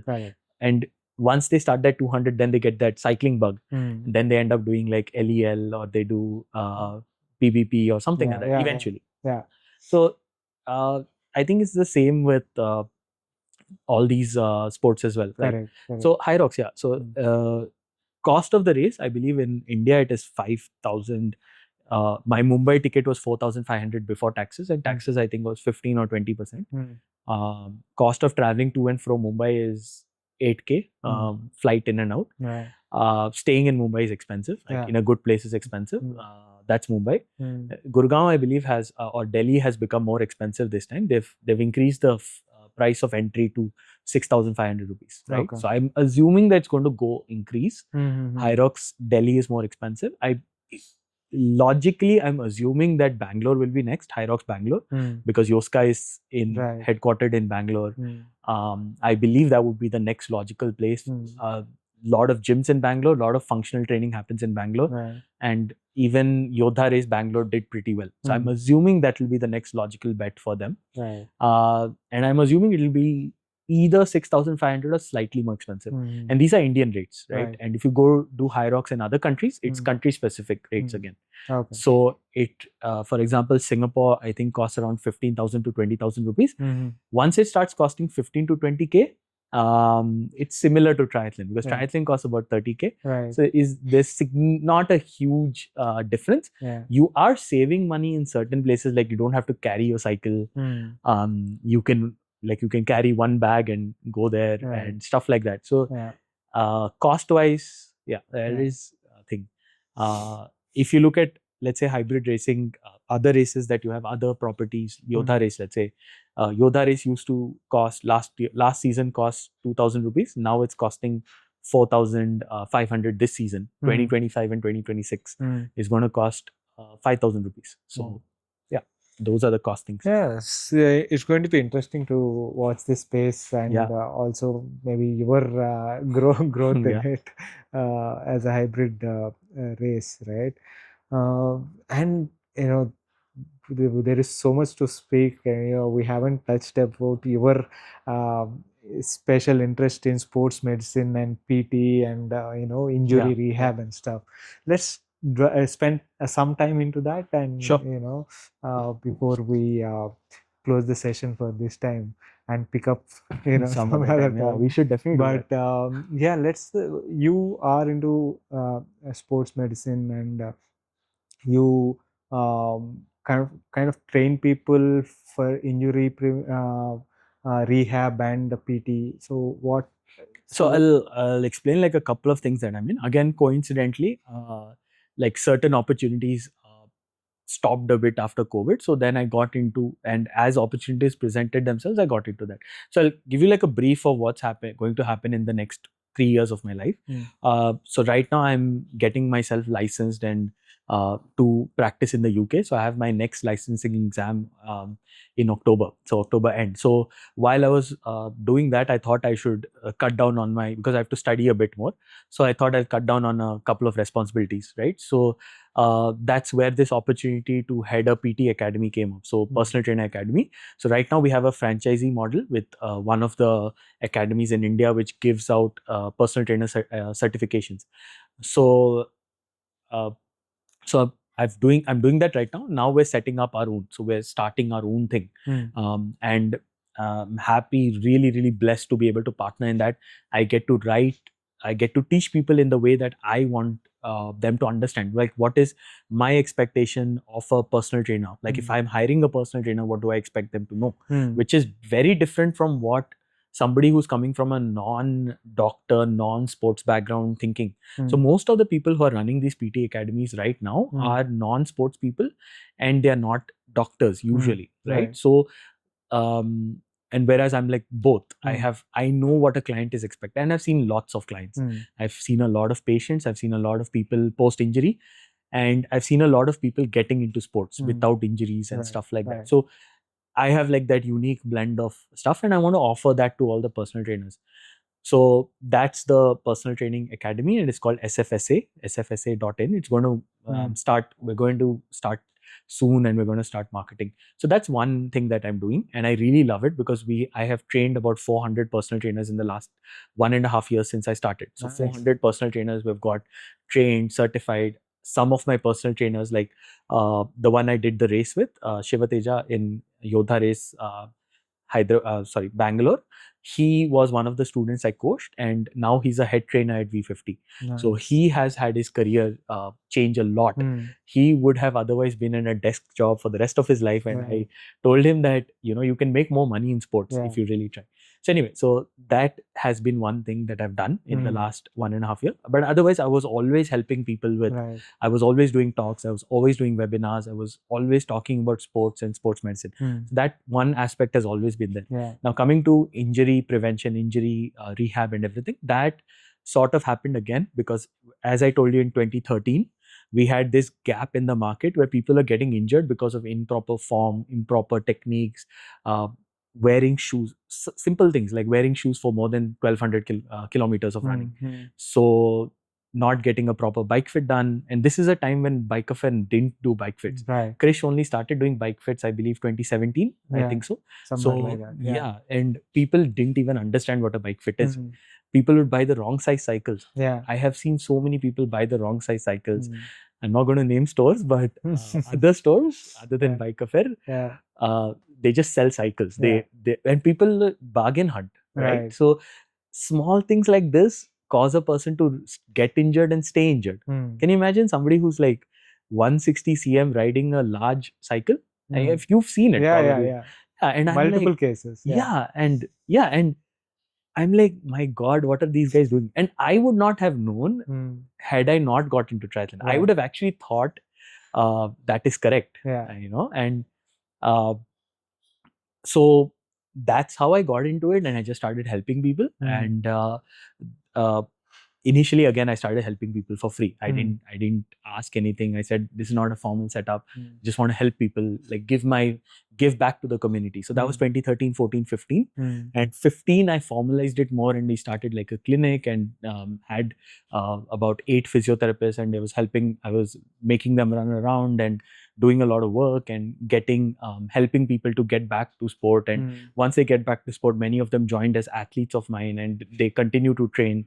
So all my athletes tend to stay for a very long time with me. I always like it like that. I want people to stay for a long time. I don't want like a short-term thing. Right. So, and I tell them, like, I also tell them that it's okay if you don't like it. Please be honest. Like, I don't want you to be committed to something you're not interested in. So anyway, so we did injury rehab. I helped a lot of people. I still help people. And now that my practice is more generalized, so I help people who come from all walks of life, and I help them, always tell them to do lifestyle. Like lifestyle modification is really important, because Hyderabad right now is in a trend where, again, sorry, bad of me to say Hyderabad, India is in a trend where many people are affluent right now. We have not had this kind of affluence that we have had in the last 15 years. We've never had it in the past. So this affluence comes with a lot of problems. This money comes with a lot of problems. Like, people are sitting more, couch potatoes more. People are spending less time in the sun. People are getting diabetic, pre-diabetic, and all these problems eventually lead to movement issues and lead to injuries when they start working out or whatever. I mean, it's like a big circle. Correct. So that was what I've been doing, and I think it's a difficult journey. It's very difficult to convince people that your lifestyle is what is causing. Like I mean, you could try. I'm sure you have tried. But, Yeah. if we can change people with if we can lose weight with the pill, why would I want to change something in my diet and count calories, count the macros, or do a colorful plate and all that? I would take a pill, and that's how it is, right? So lifestyle modification is something that not many people take seriously. Many people don't take seriously. I think. Like, for example, you work in a IT field, right? So how many of your employees or how many of your colleagues are sleep deprived? How many of them sleep 6 hours a day? You give me a number. So like lot of them. And the fact is, it's normalized. It's normalized. I do not understand why it is normalized. How can you normalize it? It's not normal to sleep 6 hours a day. And when they come to me and I tell them, like, why are you sleeping 6 hours? It's affecting your hormones. Look at your hormone profile. It's getting affected. They look at me like I'm like, why is this? Who is this guy? Why is he talking about my sleep? Right. And I'm like, that is why you're having body pains. And some people just don't want to accept it. And I had a patient yesterday who said stress is, I think, since all my colleagues have stress, I also have stress in work, and I think it's normal. Like, having high amounts of stress is normal. Right. Like, I don't think I have more stress compared to the next person. Right. But ideally, you should have minimal stress in life, right? I don't think just because you're working doesn't mean you stop. Your life should continue. Correct. It's not like just because you're working, you're stopping certain aspects of your life, or you're okay with having this 6 out of 10 stress or whatever. Or at least when you're going to sleep should not be work on your mind. First thing you get up in the morning should not at least be work on your mind. I think so. I may be wrong. I know a lot of times people tell I'm wrong, but so that's sort of the thing. And now I think I'm looking at a bigger picture of why people are getting injured and why things are happening the way they're happening. I am trying to help. Like, I probably see like 10 to 15 patients a day, and I try to help those 15 patients as best as I can, and talk to them about life, make it funny, make it jovial. Don't be like that serious doctor who's just prescribing medications and stuff. I try the maximum I can, but I know the success rate is pretty low. It's only going to be 10%. I'll be very lucky if it's 10%. I'm sure it's far lower. So these are things that you I mean, I'm not sure how it is with. I think with coaches, it's a bit better because once you have an athlete onboarded, you have higher success rate. Because the fact that they're already starting coaching with you means that they've already changed their life. Right. Yeah, definitely a little bit better. Yeah. But I understand what you mean when the success rate is low as a doctor, Yeah. family medicine, and lifestyle changing, prescribing lifestyle change and all that. Yeah. Definitely would be a little lesser. But I mean, keep doing the great stuff you are doing, man. It's Thank you. you are uh, learning a lot of stuff continuously, changing yourself as an athlete and a coach and as a doctor, doing a lot of good stuff, and keep doing all that, and all the very best ahead. Thank you. Thank you. Before we conclude the session, what are some of the tips that you would give fellow working athletes to do well? Wow. I would say have fun. I think a lot of what I've seen in the last being in I'm a part of a lot of groups in triathlon and in cycling and in various other stuff. Lot of the WhatsApp groups tend to get too serious. I think you should have more fun. There are now some groups where you post something and people dissect the hell out of it. Yeah. And I think let's have more fun. I think we're taking the sport too seriously now. I think it's time to go back to that era where everybody was learning, and yeah, let's just have fun while training. Make sure you're enjoying yourself. You're doing it. If you feel like a day is an off day, take a break. You don't necessarily have to work out every day just because your coach has written that in the plan. Right. And if your coach is telling you work out no matter what, maybe change the coach. Yeah.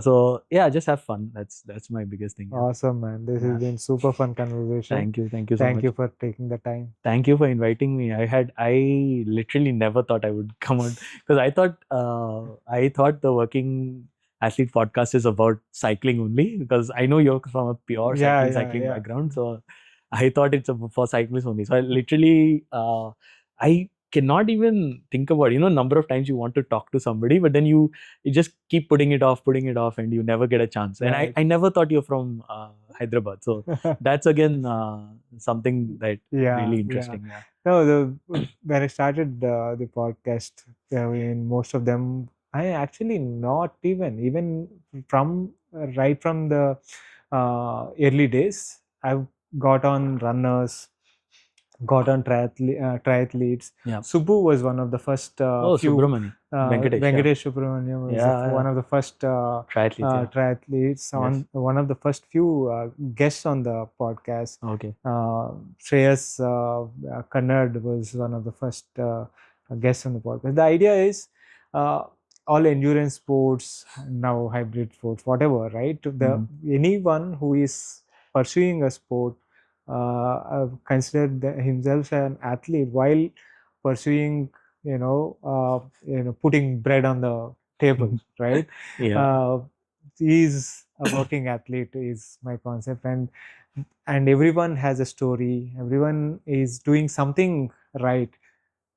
Not everyone is doing everything right, but each of us is doing something right. So there is something to learn from each other. That's the whole concept for the podcast. Absolutely. I think that's also one thing that's lacking a bit. People are not, coaches are not sharing enough. Coaches are keeping stuff private.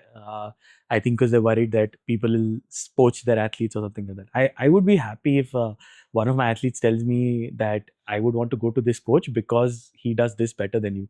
That's a great thing, right? Because that means that athlete has awareness enough that there's something lacking with me and there's something he can improve with another athlete. And I've had coaches like that. I've worked with a lot of coaches where we've trained athletes together, or I have completely moved them over or something like that. I think that's always the best way to kind of keep learning, be open, right? Correct. But not every coach has that mentality. I'm sure you're aware that not every coach has that mentality. And that's life. Like like everything in life, not everything is same. But This has been super fun. Super fun, We yeah. will definitely pick stuff up and do round 2, 3, 4 whenever we meet again. I think I think we should do one after, like, I've done a couple of Hyrox races or Definitely. training. I'm Yeah. planning to give myself a year to do the next Hyrox, because again, like I said, I did 80 minutes in my first Hyrox. I want to improve that. I've set the next target as 65 minutes, and now it's going to overall make me a better athlete, because I will be running faster. I'll be doing all the obstacles or all the strength activities faster. Yeah. I think we should pick it up somewhere in Definitely, between, or maybe when I do Yodha race. I'll be in Bangalore. Maybe that Sure, time. sure. Yeah, you Definitely. could come down to Yodha race, and you could be the spectator and see it out. Yeah, That I'm would sure. be fun. Yeah, Super, man. Thank you Super. for taking the time. Yeah, thank you so much. Nice.